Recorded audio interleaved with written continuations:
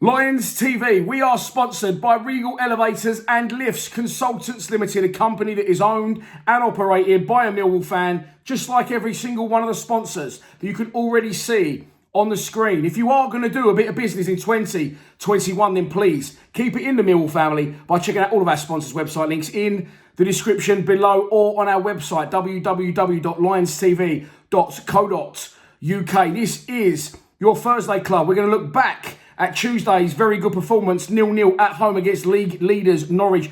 And we're going to look ahead to Saturday's game at the Den against someone at the other end of the table. But in this video, I'm going to tell you why it's going to be our biggest test yet of recent weeks against Sheffield Wednesday. But as always, let's wind it back to Tuesday and start out with the starting 11 that Gary Rowett picked to start the match. So, yes, I wanted Gary Rowett out. Yes, recently I said I finally feel he's starting to turn the screw. The reason is you've only got to look at the things he's now doing and the players he's now playing. From the day I said it, we lost 3-0 at Middlesbrough. Bennett was starting, although I feel he's done well lately. Troy Parrott was starting. He wouldn't give Ben Thompson a run. Marlon Romeo was at right back. Since that day, Zahore's now fit and his loan's been extended. Danny McNamara's come back to the club. Ben Thompson has forced his way into the thoughts of the manager. Keith Bell's now signed. Ryan is like a new player at centre-back and was already being brilliant at centre midfield. So, and now with George Evans being added to that, I do feel that he's slightly starting to turn the key and turn the wheel slightly and get things back in the right direction. Another reason for that as well, not just the players, not just the performance, but I feel he's managing it better by, he's not chopping and changing. And that leads me on to what I was going to say. For the third league game in a row, we was unchanged against Norwich. It was Bulkowski in goal. Three centre-backs, Ryan Leonard, Jake Cooper and Sean Hutchinson, Woods and Keith Bell with a central midfield pairing. Scott Malone was unbelievable going forward on Tuesday, by the way. Left wing back, Danny McNamara, right wing back, Ben Thompson in a 10, and up front, Ken Zahor and Jed Wallace. Brilliant. And for those who didn't agree with me that Cardiff was a good performance, I thought that was very Cardiff-esque. But we just improved on everything again. And I'm talking about being compact defending, getting plenty on our clearances, defending the goal and throwing bodies on the line at any cost. And all three centre-backs were brilliant. Sean Hutchinson was sensational on Tuesday. He was my man of the match. Just looking at that photo there for one, where he throws himself in front of a Pookie shot. He was absolutely monumental. He was absolutely brilliant. We also compact well. We was in good shape defending, but when we broke with pace, we broke with intent. We got people forward quickly. We looked dangerous. And as Kieran rightly said in his fan cam, when we actually take it to teams, we look quite dangerous. Listen, Norwich have had a little bit of a slip lately. 3 wins in the last 6 league games before coming to the Den. But I don't think they've lost a game since, for a long time. I think at some point in December since they last lost a game. So they wasn't at their best, Norwich. But I felt they started out at their best. They popped the ball very, very nicely around the back line. Their passing was crisp despite the fucking absolute shit show. It is our home pitch in a minute. I think we're better off playing at Southwark Park at a minute. That is absolutely horrendous, our pitch. I said that we're playing to our hands and maybe I underestimated us because, again, we look crisp with our passing as well. We look like we're interested in getting forward. Jake Cooper, I keep lining him up in the back three. He spends so much time on the left wing and getting forward and linking with Scott Malone, who has said, coming forward, Scott Malone was absolutely brilliant. He was in the centre and in the middle and at the core of everything we created going forward on Tuesday. And as I said, as good as Norwich were coming forward and crisp with their passing, they get the ball wide. Then they don't try and whip balls in like we would. They try and then come back inside and play little balls in between centre-backs and full-backs. And it's got to be a pinpoint key pass. And it didn't quite come off from him. I think Bulkowski made 2 saves in the whole game. Both of those were in the first half. Both powder puff, routine saves for the big man. So it just shows you how well we defended against the league leaders. They're full of goals. We know that. They did well in the Premier League for part of the first season back. The only season that's back, sorry. So, part of that first season, I think they even beat Man City at home with a similar sort of lineup that on Tuesday. So we done very, very well to be compact, to nullify their threat and just defending very, very well. Bodies in numbers, but also, say, the 2 lines of 4 we keep holding and the way everyone just drops in sharp as well, getting back into shape very, very quickly. And then I said, when we break, we're breaking with pace. I thought we looked dangerous going forward. Ken's the horse seems to be a massive talking point. I get woke up in the middle of the night by YouTube comments saying, it's a horse pony. And if you think that, that's your opinion, that's fine. I want to get Rowett out. It looks like now could be eating my words shortly. Maybe. I'm going to get onto that. It's going to be Saturday's game. But with Zahor, if you don't agree, I think he's improving with every game. I think he's now getting wide in areas and he's linking play well. He's definitely got to get fitter. But let's not forget, he played 1 game for us against Preston before he got injured. And he just needs time. Yes, he's had a couple of chances recently and he probably should have put them away. But let's not forget, as I said before, this game on Tuesday, rate him in 8-10 games. Let's talk about it then. He is definitely the golf in class that we don't have as a striker, and he definitely will, in my opinion, find his feet at Mill and be our main man. So bear with him. I know he's missed a couple, but he run the Norwich defenders ragged, pulling them into wide areas, allowing others to join in more centrally. And I thought we had a very, very good game, Zohore, minus the chance I'm going to get onto later. In the first half, again, best chances fell to us. Zohore, of course, turns and shoots straight at Tim Krul, but I like the way he did that. No messing around, ball come in, quick turn, strikes first time. Luckily for Krul, he's right behind it and he catches it. But that's how you're going to catch a keeper out. That's how you're going to catch a defence out. We are very guilty sometimes of going forward and then stopping, coming back. And sometimes you've got to catch the defenders by surprise. You've got to try and catch the goalkeeper by the surprise. So he did everything right, in my opinion. Unfortunately, Krul was standing right behind it. And the only other chance in the half of note where we made him work, and it was the best save of the game from Tim Krul. Again, Zohore brings the ball down, out wide, brings in Scott Malone. Scott Malone's a beautiful left footer, curler. Krul gets down, going the wrong way, has to drop his body quick, get back in the other direction, and tips it around the post for a corner. So that's half time, and we've gone in unlucky to not be in front. It's something right against the league leaders. And again, Cardiff was good, I thought, and I just feel we did exactly what we did at Cardiff. We just raised our levels even more slightly. So if we can go to that next level again on Saturday, we should be in the money and getting points. But I'm going to talk about that after I've rounded up this game. Second half again, watch the highlights back earlier. No chances on target, really, for Norwich. Well, not really. There was no shots on target for Norwich in the second half. It was all Millwall once again. And now I get onto the Zohore chance. It's brilliant work from Scott Malone. Links up well with Jake Cooper on the left wing. Hugs one up to the far post. And in real time, when I watched it at the time, I thought it's behind him. He's trying to reach across it and get it back in the other direction, which isn't easy to do. But I think he wraps his head around it too much, and it's sort of a dolly, and it's sort of off his head and a dolly over the bar. I don't think it was high up and as far behind him as he thought, and he probably should score Zohore. He's running away from goal, chasing the ball, trying to hit it back in an opposite direction, but he could have done better with it. He should have done better with it. He should have put us 1-0 up. And I'm defending him, and I'm saying you're wrong for attacking him. But in your defence, I can see where some people are coming from. But what I will point to, despite his miss Tuesday, despite his two misses at Cardiff, I point back to what I said and what someone said on Twitter as well. He's a class above. He doesn't go looking. He stays central. And someone called me a joker on YouTube, said, Joker, you want your strikers to be lazy. Maybe I need to explain that a little bit better.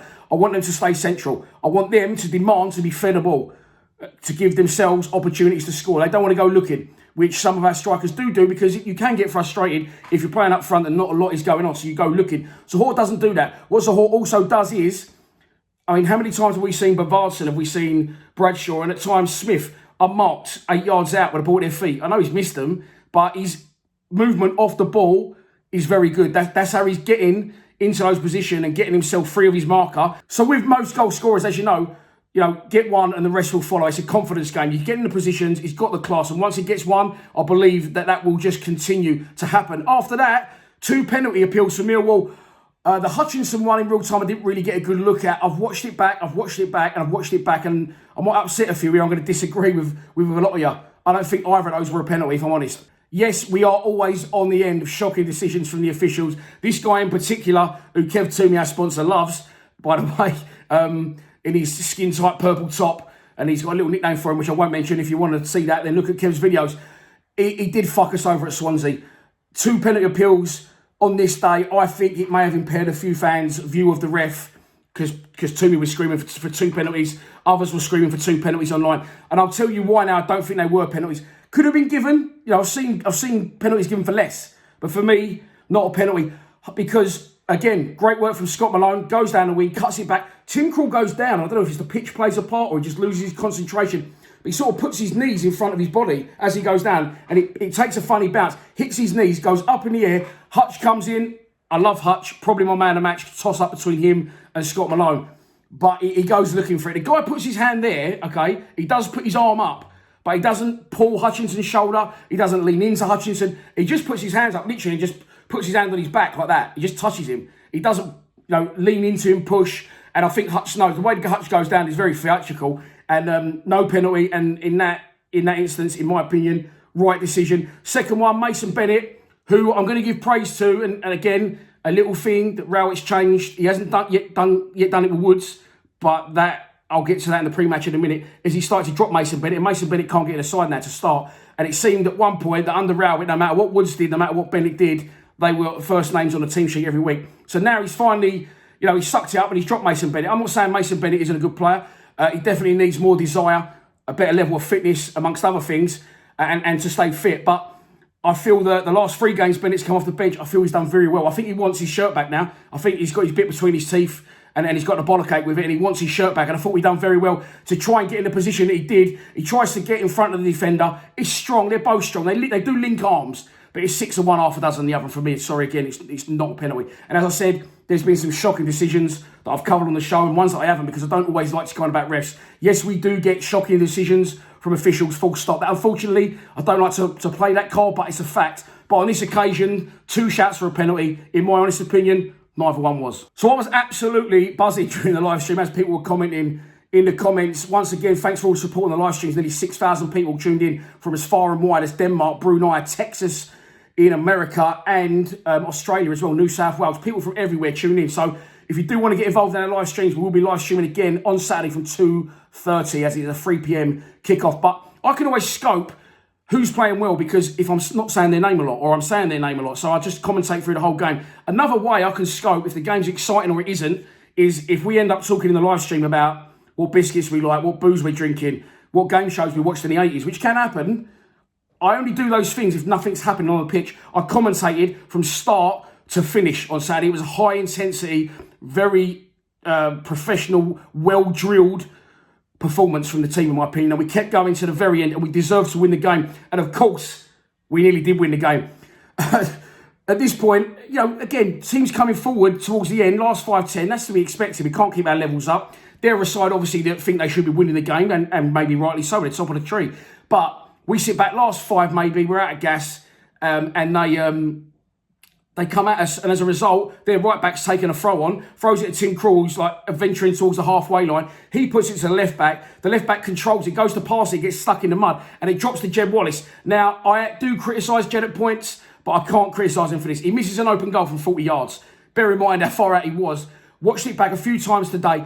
About 5 minutes before that, he was tracking back, and his legs were absolutely gone, by the way, shot to bits. Now, if Jed's legs are gone, I had to compose myself before I said that, because that is a little bit of a tongue twister.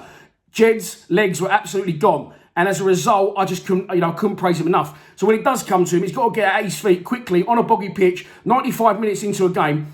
He had the left back cutting him down from this angle, but he also had a defender coming across. Yes, the goal was empty, and he's on his weak foot, and his legs are gone, and as I said, it's like Southwark Park inside Zampa Road at the minute. So he's hit one on his left foot, and he didn't have a lot to aim at, because he really gone more central. It could have hit the defender coming across from the same sort of angle Tim Krul was. It goes agonisingly wide, but listen, never been so buzzing or proud of the team on a 0-0 performance. But now, in my opinion, despite playing 2 of the top 3 and getting 5 points from our last 3 league games, all good performances in my opinion, and all good points on the board, this, against 23rd place Sheffield Wednesday on Saturday, will be our biggest test, and I'm going to tell you why. So as I said, Sheffield Wednesday come to town on Saturday, 3 p.m. kickoff at the Den. They currently sit 23rd in the table, 1 above bottom place Wickham and 3 points from safety. They have won 4 of their last 5 league games, including a 2-1 win at Bournemouth on Tuesday, which saw Bournemouth manager Jason Tindall lose his job. So they'll be coming to South Bermondsey full of confidence and looking to keep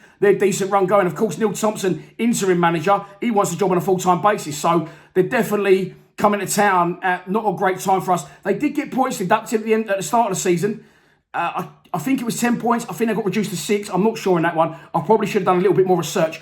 But I don't think it matters whether those 6 points were there or not, because Sheffield Wednesday are a team, they're in a group of teams, in a bubble of teams that we struggle against, and not Sheffield Wednesday in general, their league position. Now, we perform against these better sides in the division. We perform away from home even more so. At home, it's a little bit more of an ask, but we do dig in. We're not fantastic going forward, but we do raise our game. And as I said, this isn't just a Gary Rowett thing. This happened under Neil Harris.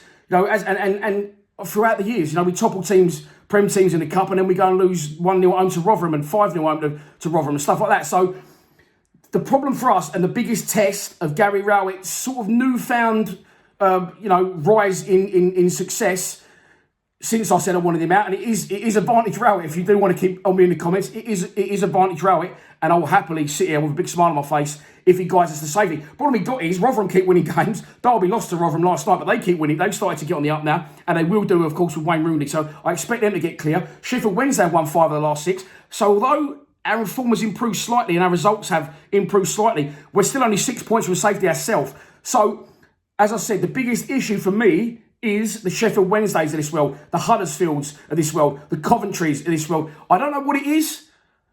You know, with the higher teams, they come at us, we defend and pick them on the break.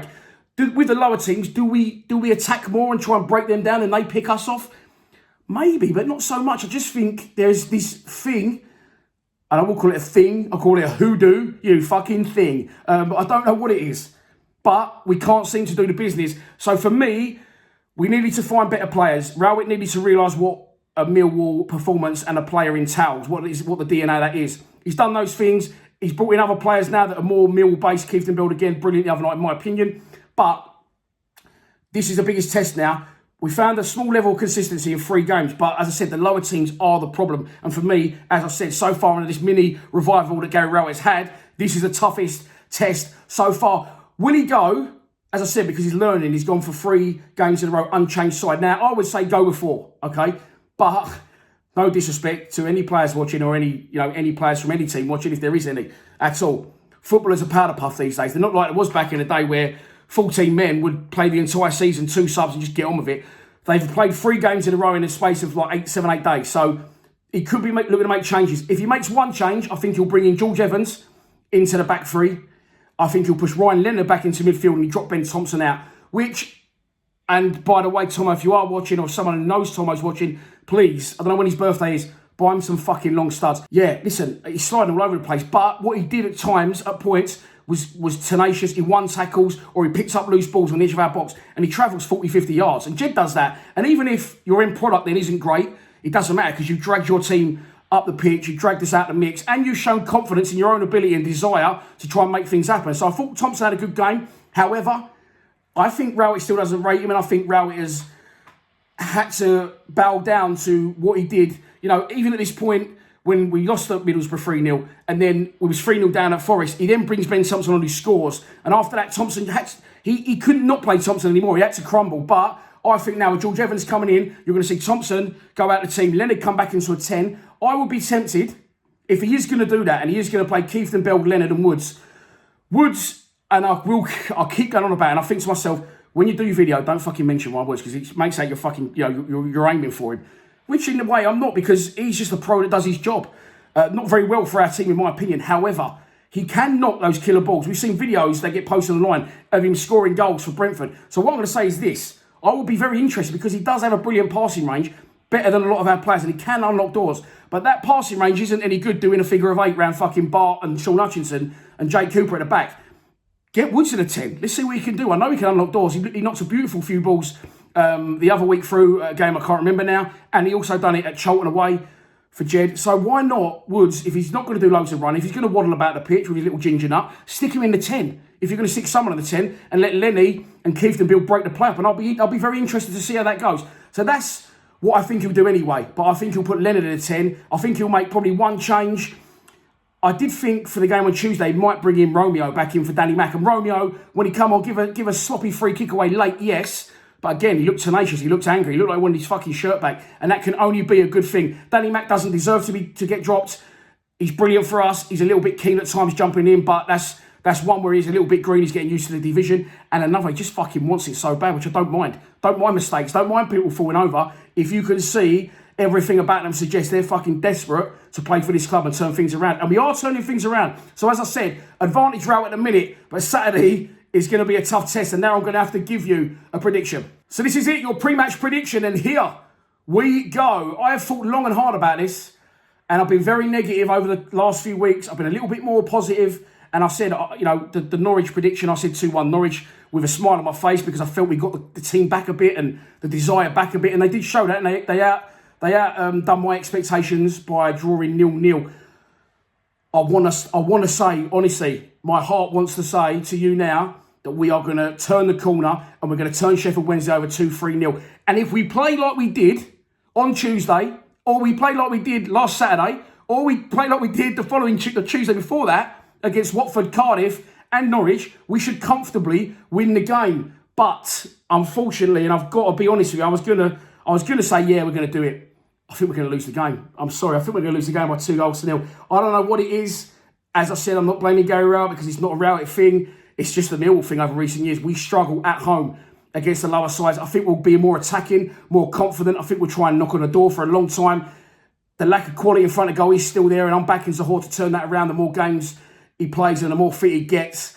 But I don't think that's going to happen Saturday, and I think they might catch us on the break for one, and maybe a shit decision or an unlucky one as well, a deflection, which does happen to us lately as well. We have been unlucky. We're always unlucky. We're always the underdog, and unfortunately, on Saturday, we won't be the underdog. I don't think, although Sheffield Wednesday are on a good run. But I've got to say, I've got to be honest, I'm going for a 2-0 Sheffield Wednesday win. Woo! So that's your lot for this Thursday Club. I hope you've enjoyed it. I should have done a post-match yesterday and a preview today.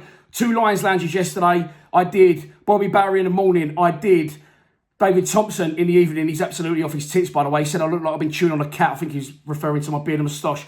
Yeah. So they're both up already, uncut on our Patreon page. Bobby Barry goes out Friday, tomorrow on YouTube. Next week, for the first time in a long time, there is no midweek game. So I might have a few days off because I'm absolutely exhausted. And I might put out David Thompson around the midweek stick. And I might put out Darren Morgan next Friday because Darren Morgan joins me tonight. As you're watching this, I'm interviewing Darren Morgan. Please be sure to check out the fan score predictions from the other boys at Lions TV that's gone out in and around this video. And if you think you know what the score is going to be, do not be shy to put it in the comments below. All that's left for me to say is I might be live streaming tomorrow. I'm not sure yet. I'm really tired. I might not. But if I do, I'll do the Lion Up 11 live, or I might do the Den debate. But I'm debating not doing any videos tomorrow and having a little day off with the 2 heirs to the throne. I'll see you Saturday, though, without an absolute shadow of a Brussels sprout. 2:30, I'll be live streaming for the home game against Sheffield Wednesday at the Den. 3 points, please. Come on, boys. Please subscribe to Lions TV. Come on, you Lions.